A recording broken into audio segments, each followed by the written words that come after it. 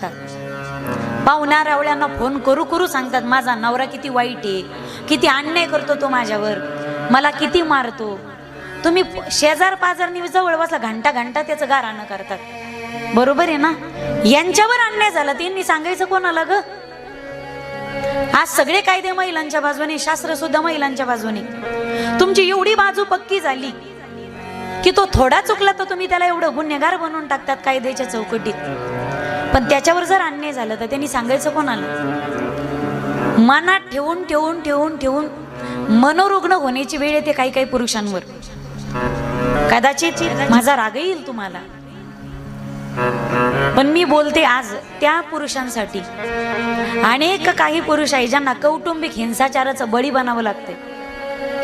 एकाचा फोन आला महाराजांना, ढसा ढसा फोनवर रडत होता, मुंबईमध्ये राहतो म्हणे मी, 2 मुली आणि 1